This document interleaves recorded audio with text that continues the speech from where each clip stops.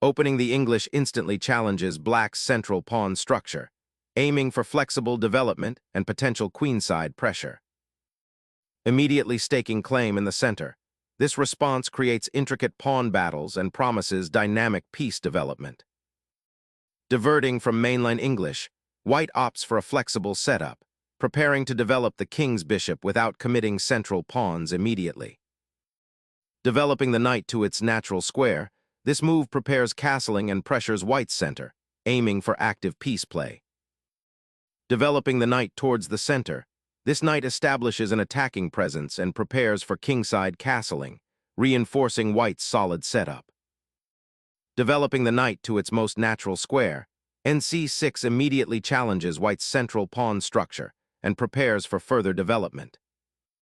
Bolstering the queenside pawn structure preemptively, preparing for potential pawn advances later while offering little immediate provocation.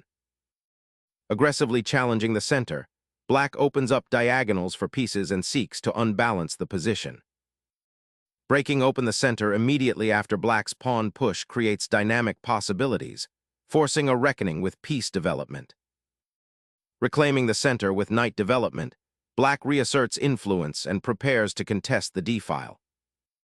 Unleashing an audacious pawn thrust, white boldly grabs central territory, initiating a fascinating positional struggle where every square becomes a battleground for piece activity and potential pawn breaks. Shifting the knight to b6 cleverly utilizes the pawn's advance, creating a subtle yet persistent pressure on white's center and potentially aiming for a later nc4 maneuver, while simultaneously freeing up the c8 square for bishop development. Developing the bishop to this square now prepares to contest the center and supports potential pawn pushes, while simultaneously eyeing the kingside. Developing the bishop to e7 solidifies black's kingside pawn structure and prepares for castling, a sensible step in this relatively quiet positional skirmish.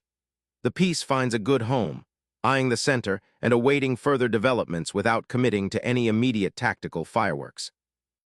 A subtle preparation for central pawn advances, NBD2 clears the way for potentially breaking open the center with d4, while also supporting future kingside castling and offering the knight a more active role. Bringing the king to safety is paramount, especially as pieces begin to flood the center and white's knights are poised to join the fray. Asserting dominion over the open c-file signals an immediate intention to exploit the diagonal where black's king now rests, hinting at a potential pressure point even if immediate threats are absent. Unleashing the bishop from its pawn shield, this maneuver bravely eyes the kingside, hinting at potential queenside expansion later, while simultaneously preparing for a possible rook lift along the third rank. It's a subtle yet potent declaration of intent, setting the stage for a complex positional battle where piece activity will surely reign supreme. Expanding aggressively on the queenside, white seeks to cramp black's position and potentially open lines for attack, a bold commitment of a pawn that promises a dynamic game. Reinforcing the queenside pawn structure, this move anticipates potential pawn pushes from white like b5, aiming to secure space and prevent white from gaining a foothold on the queenside. Centering the bishop on e2 aims for a quiet consolidation, preparing to castle queenside and connect the rooks, while simultaneously safeguarding the pawn on e4 and potentially supporting a future d4 push if black isn't vigilant. Reclaiming the central file offers immediate practical utility. Castling secures the monarch, bringing a rook into the game's central arena to support an eventual kingside initiative or to defend the newly safe king. Black shifts the knight towards the kingside, preparing to activate the bishop on c8 and potentially challenge white's queenside pawn structure, while also securing the d5 square for future maneuverability, hinting at a dynamic pawn break in the center.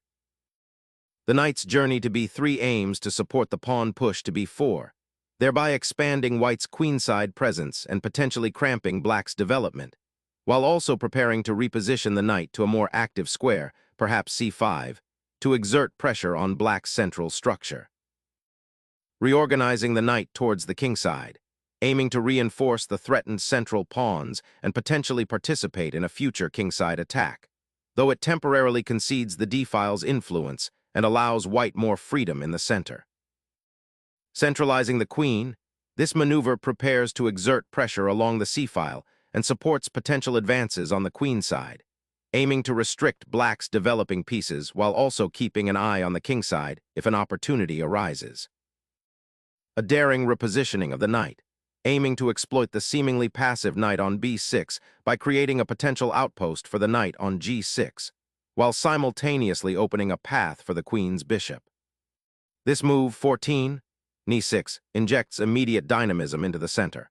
Black isn't just developing, they're actively challenging white's pawn structure and seeking to disrupt the harmony of white's pieces. The knight's journey from f6 to e6 is a subtle but potent statement, signaling black's intent to contest the d4 square and potentially launch a kingside initiative. It's a move that demands white's attention, forcing a reevaluation of their strategic plans and potentially opening new avenues for counterplay. Observe how the placement of this knight on e6 subtly influences the squares around it, creating both attacking and defensive possibilities that were previously unavailable. Initiating a drive along the d-file to exert pressure on black's central pawn structure, particularly aiming to disrupt the coordination of pieces like the knight on d7, represents a solid piece of prophylaxis and preparation for future advances. Prioritizing the queen's safety and preparing for a potential pawn storm on the king side, black neatly sidesteps the central tension and repositions the most powerful piece to a more secure square, subtly hinting at future attacking maneuvers by bringing it closer to the queen side. Shifting the bishop to f1 subtly prepares for a potential kingside advance while keeping an eye on the e-pawn, a sensible repositioning to enhance piece harmony and avoid immediate confrontation. Unburdening the d-file allows for potential queenside expansion and relieves the pressure from the white rook, signaling a desire to regroup and consolidate. Shifting the queen to b2 strategically repositions it, aiming to exert pressure along the second rank and potentially support a d4 pawn push later, while also freeing the c-file for potential rook activity and preparing for eventual pawn breakthroughs or piece exchanges. Exploring a new path for the bishop, 17. bd7 aims to reroute this piece, potentially towards the king side or to support a d5 advance later, while also freeing up the c8 square for the remaining rook. The rook's journey to the fourth rank aims to bolster white's control over the c-file, indirectly pressuring black's d-pawn and potentially creating attacking avenues on the queen side. Unlocking the c8 h3 diagonal for the queen, the bishop retreats to e8, a subtle repositioning aimed at enhancing defensive coverage and preparing for potential pawn advances in the center, while simultaneously clearing the d8 square for the rook to more actively engage on the d-file. Reinforcing the d-file's authority, this maneuver solidifies white's presence along the crucial central conduit, preparing for potential breakthroughs or simply to deny black the opportunity to exploit it. Preventing g4 is the primary aim of this pawn push, subtly reinforcing the kingside's structural integrity while indirectly contesting the potential expansion along the h-file later on.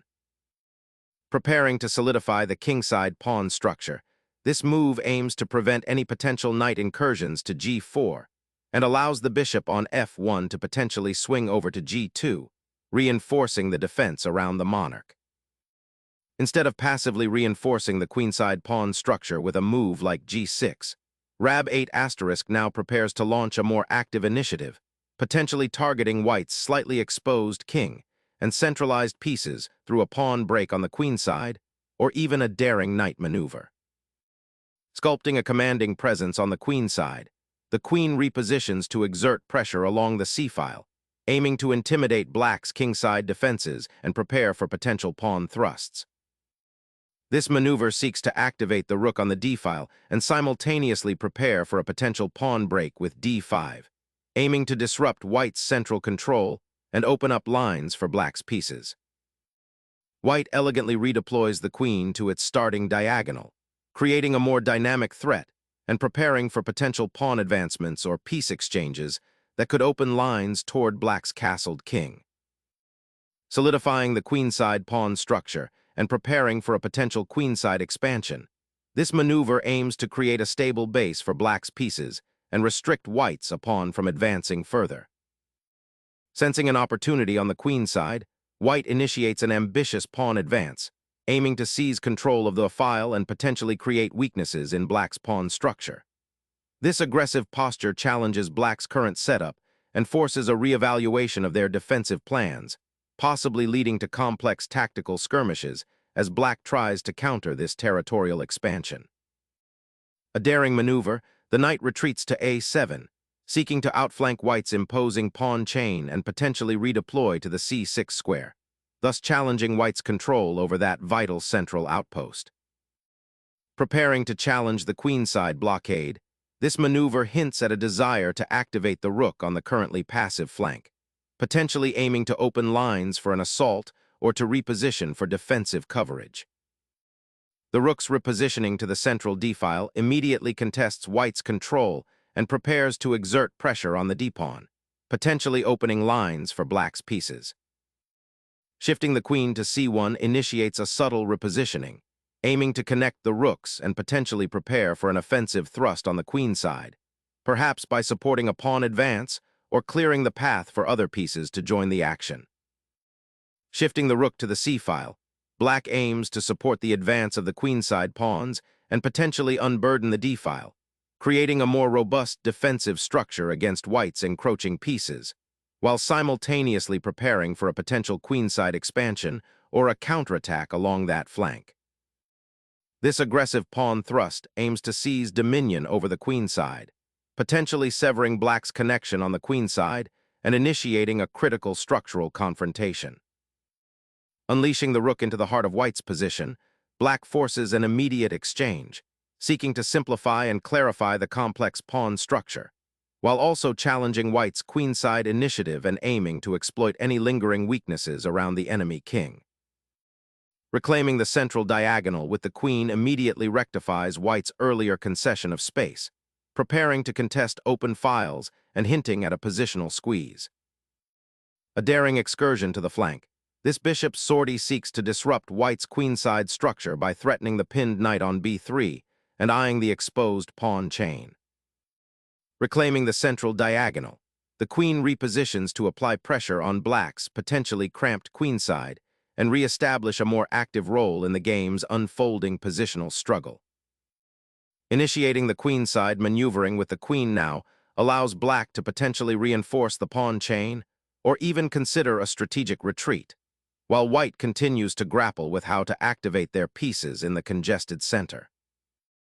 Dislodging that pawn opens a significant avenue for your rook to penetrate the weakened queenside pawn structure, potentially creating lasting weaknesses black will struggle to patch up.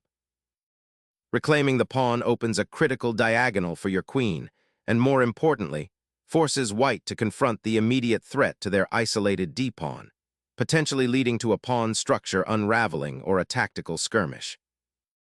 A bold maneuver, *nfd2* aims to redeploy the knight, perhaps to f5 or g4, seeking to improve its defensive posture against black's queenside pressure while preparing a potential kingside initiative, though it does concede some structural integrity to the queenside and risks becoming a target itself if not properly supported.